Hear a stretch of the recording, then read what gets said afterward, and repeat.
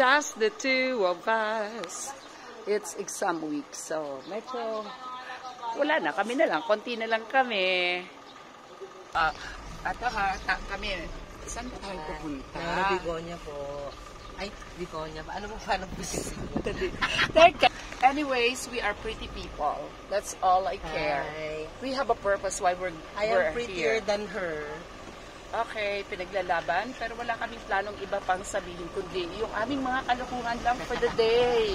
Wala na po. Meron kaming mission to do, hindi namin sasabihin kung ano yun. Ano nga yung pakialam nila? Diba?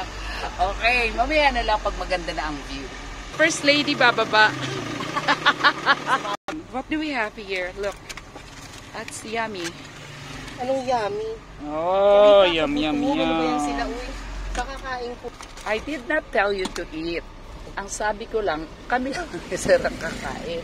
Tsaka, pag talagang gutom pa kami, kunin namin ang share na yan. Guys, I don't normally post my food. Today is just a fun day. It's sunny, it's bright, it's beautiful, and I am with beautiful people. Yeah, pinipilit niya pong maging kalma, pero ako po ang gulo-gulo ko. Yeah, that's right. I'm trying to be. Yung katabi ko tahimik, hindi nagsasalita. Yan na kami. Busugin mo lang yan. Oo, sige. Gusto mo busugin kita? I didn't say that, ha? Pero sige, gawin ko. Wag. Okay.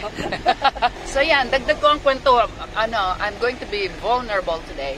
So I was so busy yesterday. I did all the inputs in my computer and my eyes were so tired. So I thought to myself, I deserve a good night's movie night. So nanood ako ng... Yeah, she really deserve it. Together with her friend, like... Yeah, but myself only. Ako lang sa kagabi. I am so sorry. In my apartment. Yeah. She did not tell me anything about that. What she did last night. So I'm the one telling the story because she's loner. Yeah, ako di ba magagawa ng kwento? Yes. Tapos yun na yun. Pagdating ko doon, I was so hungry. I was lazy to do the rice. She's always lazy. I was given the, she is a graduate student. Aba, niregaluhan ako ng maraming danggit. Huwag ka magbiro. So she's trying to tell me that she has danggit. And then I fried it. Yun ang frinay ko. Yun and lang she ang said, pagkain. masarap ang ulam niya. My goodness. Ang gulo-gulo. Nag-fry ako. Tapos yun lang ang ulam ko. Tapos yung pagkagat ko, ang daming mantika. Talagang dinura ko talaga kasi everything was there, pero yun lang. Because of lots of, oily drops. This is the day that we are crazy, okay? Because this is the day that the Lord had made. Yeah.